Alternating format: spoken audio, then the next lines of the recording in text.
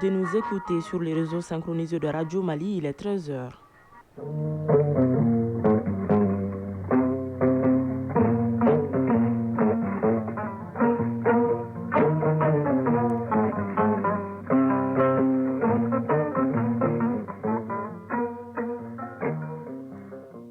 Le journal. Barakissa Ouattara. Au sommaire, les activités de la 26e édition de la quinzaine de l'environnement ont été officiellement lancées hier à 100. L'événement, présidé par le Premier ministre, a réuni plusieurs membres du gouvernement. Les autorités renforcent davantage les capacités opérationnelles de nos FAMA. 150 nouveaux véhicules de type pick-up monocabine viennent d'être remis aux forces de sécurité par le ministre de la Sécurité et de la Protection civile. L'actualité sportive, c'est la Coupe du monde des clubs de la FIFA 2025. Elle se déroulera aux États-Unis et mettra en compétition 32 des plus grandes équipes de football du monde. Rendez-vous en fin d'édition avec Soumaïla Berté. La chronique du développement abordera la problématique des prêts concessionnels entre une entité étatique et les institutions financières internationales. Voilà pour le sommaire. Mesdames et messieurs, bonjour et bienvenue. Je le disais, le Premier ministre, ministre de l'Administration territoriale et de la décentralisation, le général de division Abdoulaye Maïga a présidé hier à 100 le lancement des activités de la 26e édition de la quinzaine de l'environnement. Le Premier ministre a salué le leadership et la vision du président de la transition qui ont permis de hisser les questions environnementales au rang de priorité nationale. Envoyés spéciaux, Mamari Kone et Ali Outouri. Village de Sibougou, à l'entrée des Sangs, c'est jeudi 12 juin 2025, journée de lancement de la quinzaine de l'environnement. Il est 8h50, le Premier ministre est accueilli par les autorités régionales. C'est une forte mobilisation au stade de la localité autour du lancement. Cette célébration est perçue par les autorités comme un symbole de l'engagement collectif à inscrire la protection de l'environnement au cœur de la refondation et du développement durable. Cette année, 2 thèmes sont retenus. Mettre fin à la pollution plastique pour la journée mondiale de l'environnement et célébrer et restaurer les terres en exploitant des opportunités pour la journée internationale de la lutte contre la désertification. Des thèmes qui constituent une interpellation de la responsabilité collective de tous au regard de l'ampleur des menaces. Doumbia Mariam Tangara, ministre de l'Environnement, de l'Assainissement et du Développement durable. Tout au long de cette quinzaine, des activités concrètes et porteuses de sens rythmeront la journée. Panel thématique, campagne de sensibilisation, opération de reboisement, concours citoyens et bien d'autres. C'est une quinzaine d'actions, une quinzaine d'engagements qui appelle à une participation de tous. Le Premier ministre a salué le leadership et la vision du président de la transition, parrain de cette journée qui ont permis de hisser les questions environnementales au rang des priorités nationales en les ancrant dans un cadre institutionnel. Général de division Abdoulaye Maïga. À travers la quinzaine de l'environnement, le gouvernement entend renforcer la sensibilisation locale et nationale sur la nécessité d'agir pour un environnement sain et un cadre de vie meilleur pour nos concitoyens, avec la participation active de tous les acteurs. Le plan d'action du gouvernement 2025-2026, adopté par le Conseil national de transition le 19 mai 2025, la stratégie nationale pour l'émergence et le développement durable, portée par la vision du Malikro Nyatasrak Abes Ambaflani Bioroni Savama, concrétise notre volonté d'un Mali résilient et durable. Le général de division Abdoulaye Maïga a invité le ministre de l'Environnement, de l'Assainissement et du Développement durable à prendre les dispositions urgentes pour l'application des textes législatifs et réglementaires en vigueur. Car, dira-t-il, il faut faire un sursaut collectif pour la préservation de notre environnement. L'un des défis majeurs auxquels il faudra faire face dans les années à venir est la pollution plastique. Nos villes, villages et hameaux sont envahis par des déchets plastiques qui étouffent les sols, contaminent l'air que nous respirons et mettent en péril la santé publique des populations. C'est pourquoi, sous l'impulsion du président de la transition, chef de l'État, son Excellence le général d'armée Assimi Goïta, le gouvernement a engagé une réforme en profondeur du cadre juridique et institutionnel de l'environnement, l'intégration du climat dans toutes les politiques publiques, la mobilisation et le financement vert à l'échelle nationale et internationale, et enfin la digitalisation des outils de gouvernance environnementale pour plus de transparence, d'impact et d'efficacité. Après le lancement de la quinzaine de l'environnement, le Premier ministre a planté le premier arbre dans le bosquet de l'AES. Il a été imité par le ministre nigérien de l'Environnement, les membres du gouvernement et les ambassadeurs des pays de l'AES au Mali. Et c'est communiqué de l'état-major général des armées à la suite de l'attaque terroriste perpétrée hier jeudi 12 juin 2025 contre le centre d'instruction de Tibi dans la région de San et révélé par l'info flash. L'état-major général des armées porte à la connaissance de l'opinion nationale que la situation est depuis hier pleinement sous contrôle. Les auteurs de cette attaque sournoise menée à l'aide de drones kamikazes ont été promptement pris en chasse. Leur repli a été intercepté et neutralisé avec une efficacité saluée par la chaîne de commandement. Les forces armées maliennes, bien que faisant état de quelques blessés dans leur rang, n'ont enregistré ni pertes humaines ni dégâts matériels. Un bilan qui témoigne de la maîtrise opérationnelle des FAMA face à une menace insidieuse. L'état-major salue la bravoure, la réactivité et la discipline de ces hommes qui ont su faire preuve d'un professionnalisme exemplaire dans des circonstances critiques. Il y réaffirme avec force l'engagement indéfectible des FAMA à défendre les territoires et à lutter sans relâche contre le terrorisme sous toutes ses formes. À la population malienne, l'état-major général des armées adresse un message de sérénité. La vigilance est constante et la sécurité demeure une priorité absolue. Unis, nous vaincrons. Et c'est autre communiqué. En réponse aux informations fallacieuses largement relayées par les groupes armés terroristes faisant état d'une prétendue attaque en cours contre un convoi logistique des forces armées maliennes entre Anefis et Aguelhok, l'état-major général des armées tient à opposer un démenti formel et catégorique. Les images diffusées à l'appui de ces allégations ne sont que de grossiers montages fruits d'une stratégie de désinformation entretenue par ces groupes et leurs sponsors depuis plusieurs années. Derrière ces manœuvres médiatiques se cache une volonté manifeste d'instiller la peur et de perturber l'opinion publique. Face à cette guerre de l'information, l'état-major en appelle à la vigilance et au discernement de tous. Il exhorte les citoyens à ne pas céder à la panique ni à la rumeur et à se tenir à l'écoute des sources officielles, seules garantes de la vérité. Unis, nous vaincrons. Je l'annonçais également au sommaire, 150 nouveaux véhicules de type pick-up monocabine de marque Toyota ont été remis hier aux forces de sécurité du Mali par le ministre de la Sécurité et de la Protection civile. La cérémonie a regroupé les responsables du commandement des unités bénéficiaires, à savoir la Garde nationale, la Police nationale et la Gendarmerie nationale. Ces matériels roulants vont considérablement renforcer les capacités opérationnelles des hommes sur le terrain. Batraouri. Le général de brigade Famouké Kamara, chef d'état-major de la Garde nationale du Mali, est le premier à recevoir des mains du ministre de la Sécurité et de la Protection civile la clé d'un nouveau véhicule de type Toyota. Il est suivi du directeur général de la Police nationale et de celui de la Gendarmerie nationale qui reçoivent chacun un trousseau de clés.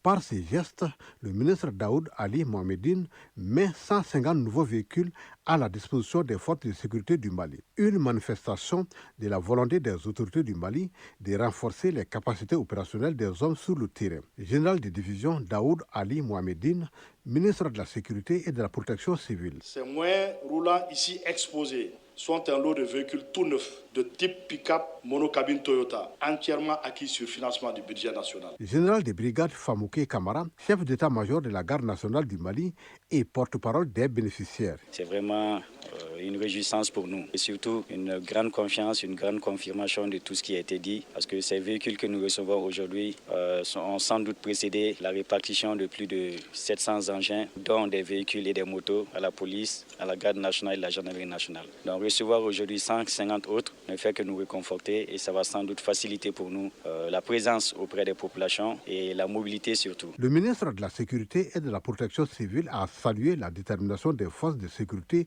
pour les résultats sur le terrain avant de demander que bon usage soit fait des véhicules ainsi offerts. Général de division Daoud Ali Mohamedine. M'adressant aux bénéficiaires de ces véhicules, j'attends que bon usage soit fait de cette logistique si chèrement acquise. Il en va autant de l'entretien de chaque matériel pour en obtenir le meilleur rendement possible et une durée de vie conforme aux spécifications techniques. Je ne doute point que l'impact de ces moyens roulants reçus sera déterminant dans l'effort de masse sécuritaire du territoire national qui est notre ligne de mire. Le ministre a ajouté que les efforts d'équipement des unités vont se poursuivre en vue de permettre aux forces de sécurité de travailler dans de meilleures conditions.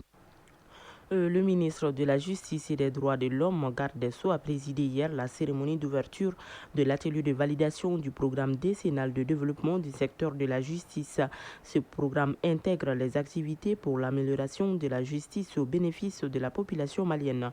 Plus de 400 milliards de francs CFA, c'est le montant total pour la réalisation des activités contenues dans le programme. Reportage Youssouf Diakité.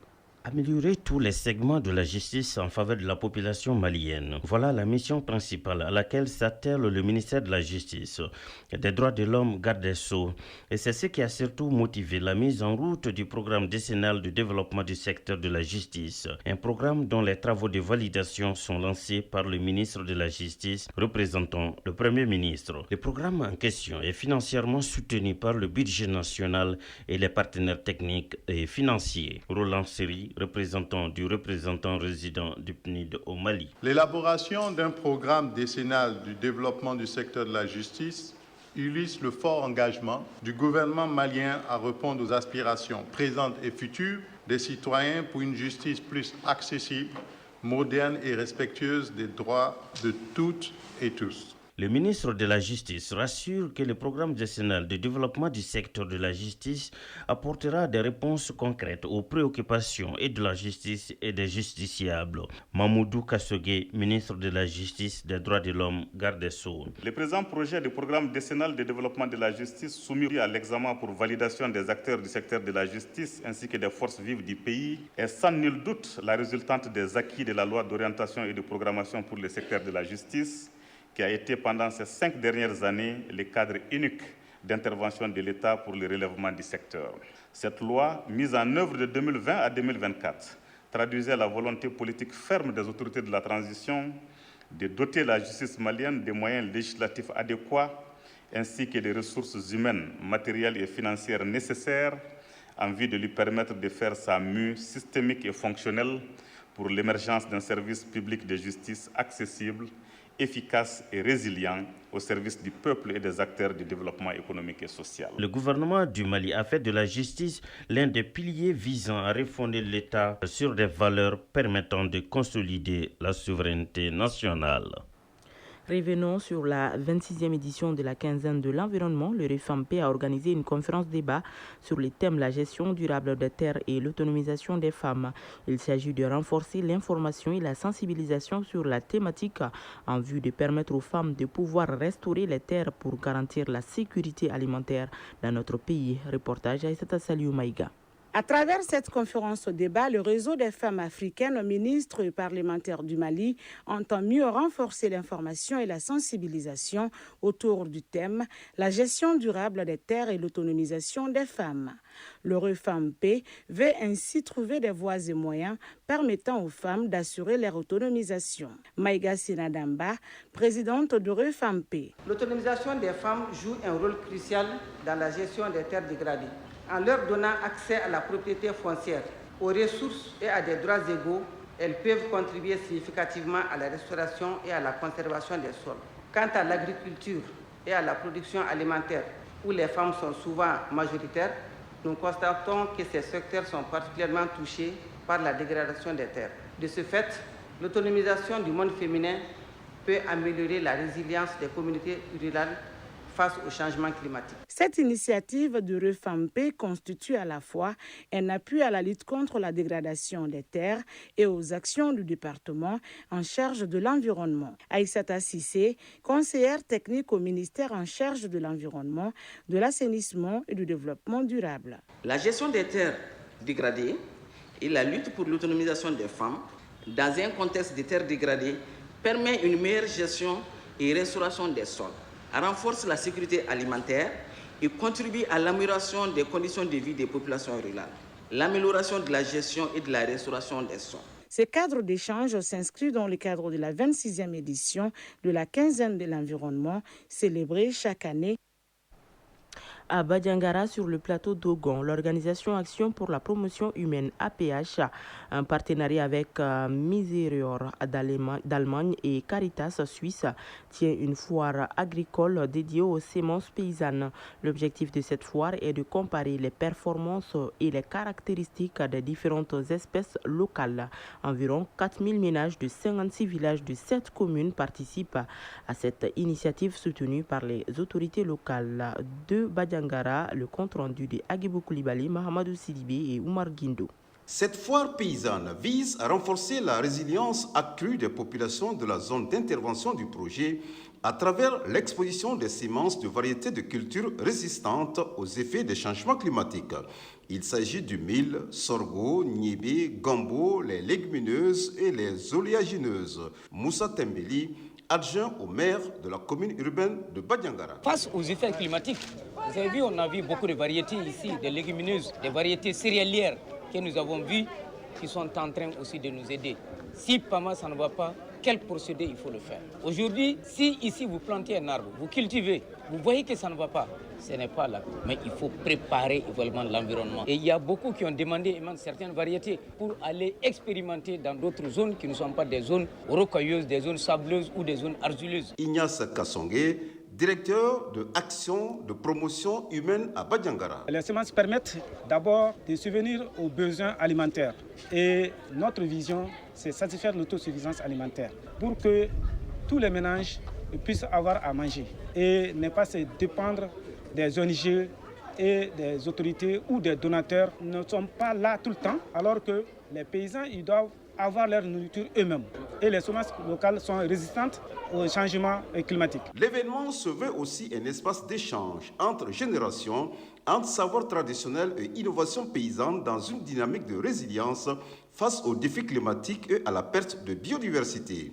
Youssouf Fofana, représentant du directeur régional de l'agriculture de Badiangara. J'exhorte tous les participants à suivre avec attention les échanges sur les différentes variétés de semences locales. Ces échanges permettent d'avoir d'amples informations sur les techniques et technologies agricoles et résilientes au changement climatique. Colonel-major Olivier Diassana, gouverneur de la région de Badiangara. C'est un immense plaisir pour moi de présider la présente cérémonie, surtout quand il s'agit de se pencher sur la question de la sécurité alimentaire dans un contexte marqué par les effets du changement climatique, avec son corollaire de mauvaise répartition des pluies dans l'espace et dans le temps, impactant négativement sur la production et du coup de faire face aux effets du changement climatique. Au-delà d'une simple vitrine agricole, cette foire constitue un acte de reconnaissance du rôle central des paysans dans la préservation du patrimoine sémencier du Mali. Badiangara, Agibou Koulibaly, Mahamadou Sidibé et Oumar Guindo pour l'ORTR. À présent, les nouvelles à l'international. En Afrique du Sud, les secours poursuivent leurs recherches pour retrouver les disparus et récupérer les corps après des inondations dévastatrices qui ont frappé la province du Cap-Oriental. La rivière en crue a surpris les habitants de Matata et environ lundi soir, emportant maisons, voitures et vies humaines. Le bilan est lourd. Au moins 78 morts. Les autorités appellent à la vigilance car de nouvelles intempéries sont attendues dans les jours à venir. Immense émotion en Inde après le crash tragique d'un Boeing 787 Dreamliner d'Air India à Ahmedabad. L'accident a fait au moins 265 morts, dont 24 victimes au sol. Le bilan pourrait encore s'alourdir. Un seul survivant a été retrouvé. Le Premier ministre Narendra Modi s'est rendu sur place ce matin, qualifiant la tragédie de déchirante. Les autorités poursuivent les recherches pour retrouver d'éventuelles victimes et les boîtes noires. Air India, compagnie nationale, est vivement critiquée pour ses manquements en matière de sécurité. Israël a lancé cette nuit une attaque d'envergure contre Iran. Des frappes aériennes ont visé des installations nucléaires et militaires autour de Téhéran. Selon les autorités iraniennes, plusieurs hauts responsables, dont le chef des gardiens de la révolution et 2 scientifiques nucléaires, ont été tués. Le guide suprême iranien Ayatollah Khamenei promet une riposte sévère et accuse Israël d'avoir ciblé des zones résidentielles.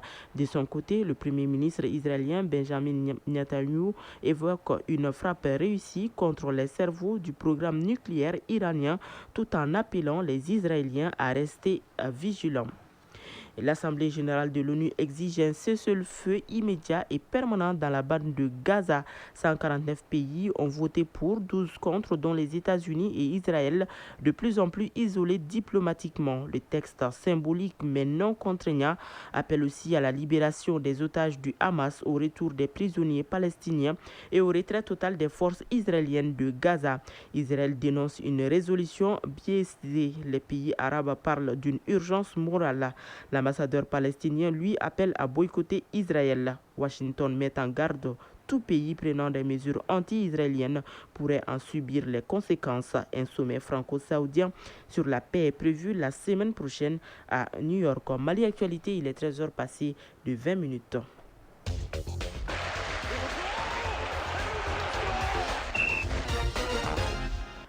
La Coupe du monde des clubs de la FIFA 2025 se déroulera aux États-Unis à partir de demain samedi et prendra fin le 13 juillet 2025.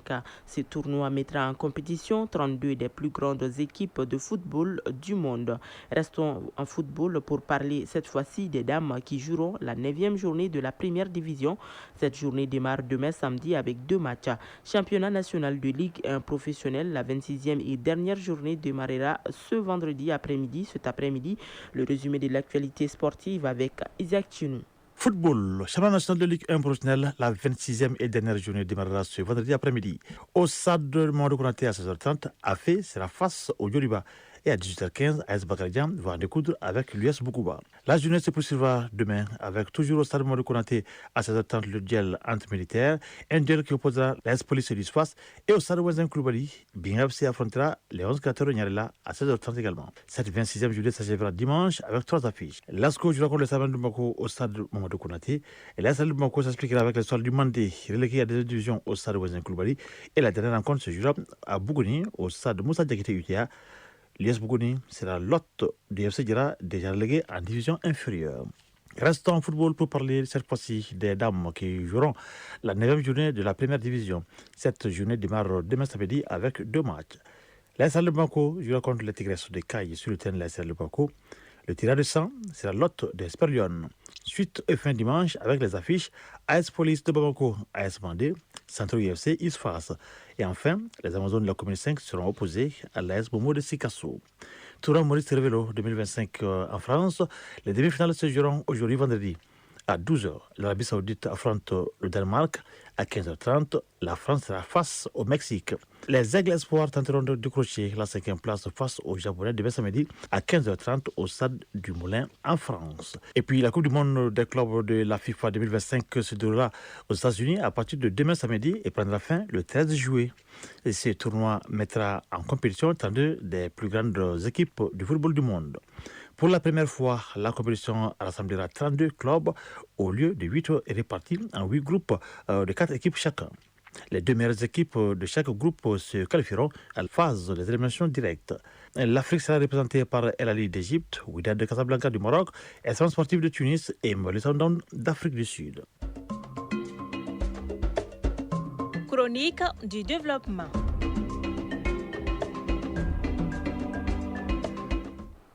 La chronique du développement en rediffusion aborde la problématique des prêts concessionnels entre une entité étatique et les institutions financières internationales. Si ce type de prêt présente des facilités d'accès, en revanche, il peut provoquer le surendettement des pays emprunteurs, notamment ceux en voie de développement. Alors, qu'est-ce qu'un prêt concessionnel et quels sont ses avantages?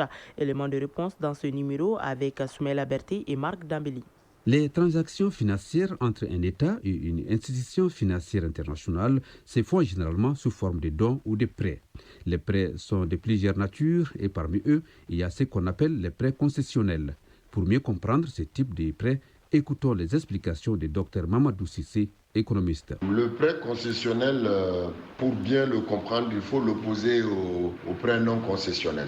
Le prêt non concessionnel, c'est les prêts qui sont octroyés dans des conditions du marché. C'est-à-dire qu'un gouvernement, une entreprise ou encore une structure qui décide de prendre un prêt au prix du marché, entendez par là le taux exigé par le marché. Ces types de prêts sont appelés prêts non concessionnels. Maintenant, parallèlement à ces prêts, un gouvernement peut avoir accès à des prêts qui sont donnés par des institutions internationales, par exemple le FMI ou la Banque mondiale, peut accéder auprès de ces institutions-là des prêts qui ne sont pas calqués sur les conditions du marché. Donc ce sont des prêts qui sont donnés en dehors du circuit normal des marchés financiers et qui lient deux entités, généralement les institutions internationales et des États. Si les caractéristiques des prêts concessionnels leur confèrent un statut particulier, parmi lesquels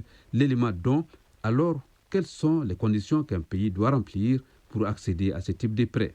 Ce sont des prêts qui sont octroyés dans des conditions moindres que celles exigées par le fonctionnement du marché avec l'application de l'élément don. Maintenant, les caractéristiques, les deux dimensions de capacité et de vulnérabilité sont couplées pour mettre en relief la possibilité du pays d'y accéder. Donc, les institutions vont maintenant tenir compte du fait des dimensions qu'on peut associer à la capacité macroéconomique du pays ainsi qu'à sa vulnérabilité. Et dans ces conditions, il y a deux grandes dimensions qu'il faut retenir, à savoir est-ce que ces dimensions sont inférieures ou supérieures. Pour l'appliquer au cas du Mali, par exemple, les institutions comme le FMI déterminent que le Mali a des capacités de gestion macroéconomique inférieures et qui sont couplées aussi à une vulnérabilité d'endettement inférieure. Donc, ces deux critères permettent au Mali d'accéder aux prêts concessionnels. En dépit des facilités qu'offrent les prêts concessionnels, le surendettement des pays en voie de développement reste un goulot d'étranglement. Alors, quel rapport y a-t-il entre ces deux concepts? Dr Mamadou Cissé, économiste. Le surendettement du pays, c'est un concept qui de plus en plus devient très discutable pour la simple raison que les seuils qui sont fixés ne sont pas des seuils scientifiquement démontrés, les seuils de 80%, de 60% du PIB. Parce que simplement, l'endettement du pays est généralement calculé, le degré d'endettement du pays, bien sûr, à partir du ratio entre la dette et le PIB. Ce ratio est discutable d'un point de vue scientifique parce qu'il met en relation d'abord deux paramètres qui n'ont pas les mêmes spécificités, parce que la dette est une variable de stock, tandis que le PIB est une variable de flux. Le plus souvent, les institutions tiennent entre 60 jusqu'à 80% du pays. Mais nous constatons qu'avec la pandémie de la Covid-19, ce ratio a été pulvérisé. Vous prenez les pays développés qui sont intervenus massivement dans les aides sociales, ce ratio est pulvérisé. Le surendettement n'est pas un concept scientifiquement admis. Mais qu'est-ce qu'on fait de la dette surtout? C'est ça qui est le point le plus important. En tous les cas, la problématique du surendettement des pays à revenus faibles reste entière. Toutefois, selon les spécialistes, le Mali, avec une projection des taux d'endettement de 57% du PIB en 2024-2025, accéder aux prêts concessionnels ne posera pas de problème macroéconomique durant cette période. Et c'est ce qui met fin à cette édition que vous pouvez désormais retrouver sur nos plateformes digitales. Et c'est une présentation de Barakissa Ouattara. Elle a été réalisée par Diafar Cham sous la coordination de Bourama Traoré. La mise en onde est assurée par Bintou Traoré. À la mise en ligne, Badi Touré. Merci à vous de l'avoir suivi. Prochain rendez-vous avec les infos, c'est à 19h30 avec Soumaïla Berté. D'ici là, juste après ce journal, vous pourrez suivre les avis et communiquer avec Fatim Dambélé. Bonne suite de programme.